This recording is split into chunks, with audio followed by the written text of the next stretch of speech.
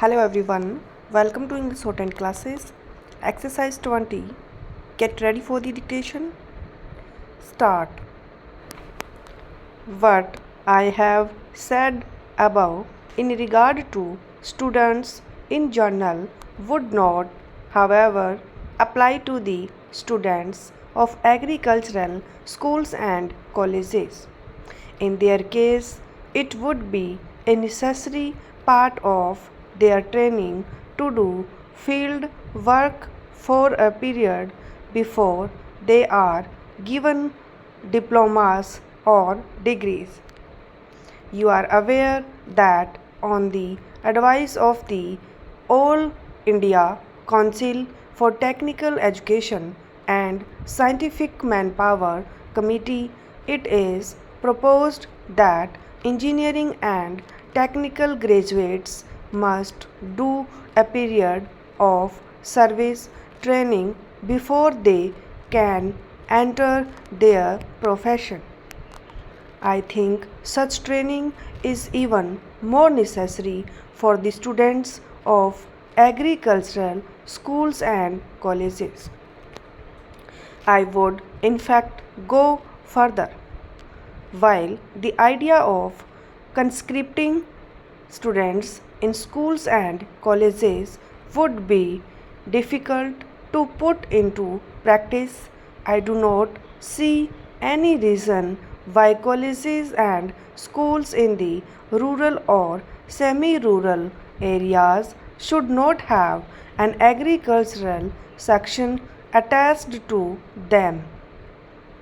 The difficulties I have mentioned above arise only when the students are taken away from their homes or places of normal residence.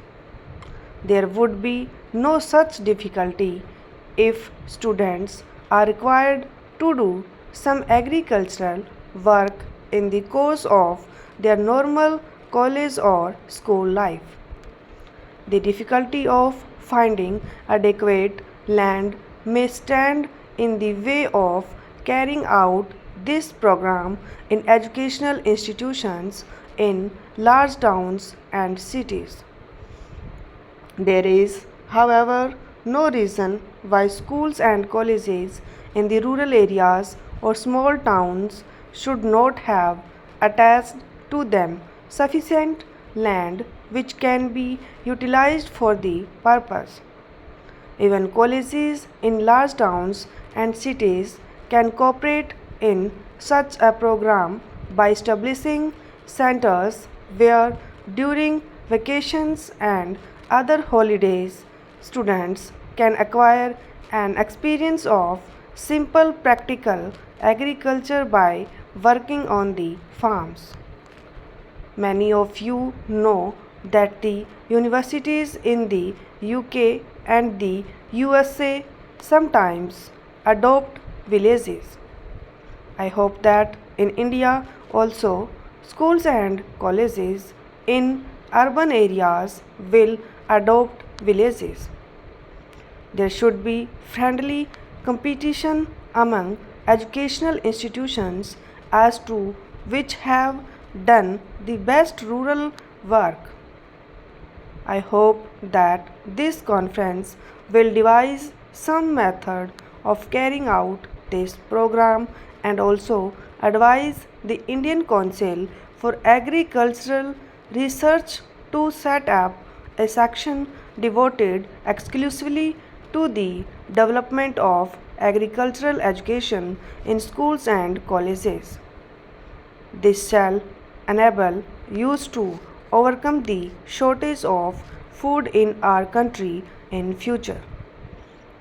One grave drawback to which I would like to draw your attention is our curious failure to realize the dangers inherent in our present food situation. It is strange that, in spite of a shortage of food and the people's knowledge of the fact, there is no passionate urge among them to increase food production in the country. If our young men and women in colleges and schools are not sensitive to our problems, how are we going to overcome the perils which face us? I am sure you can all help in creating in young men and women a sense of the urgency of our problems. There are, of course, certain necessary measures which lie outside the sphere of educational authorities. Colleges and schools can, however, contribute a great deal to the solution of the problem if they create in young men and women the enthusiasm to increase the food production of the country. I am sure that if the universities provide extension education in agriculture, it will not only improve the quality of our agriculture but also make a deep impression on the public mind. It will help to break down the barriers which divide the literate classes from the unlettered. It will also improve the quality of our educated classes by bringing them nearer to the soil and giving a more practical bias to their minds. I referred earlier to countries where agriculture is more productive and gives far better results than in India for each unit of manpower.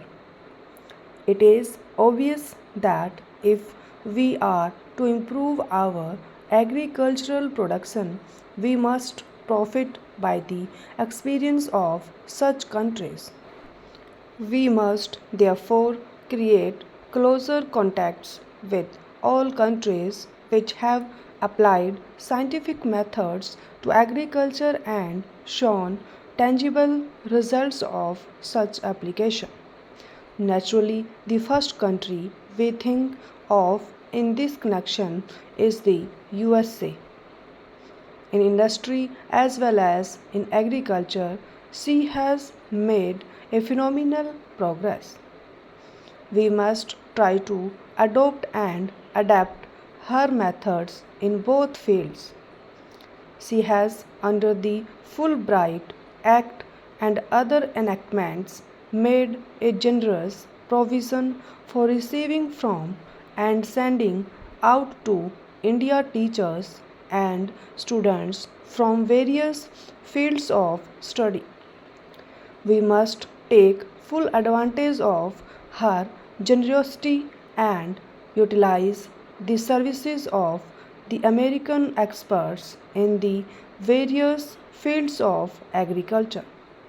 The universities have always and in all countries played a leading part in transforming the quality of the life of the people.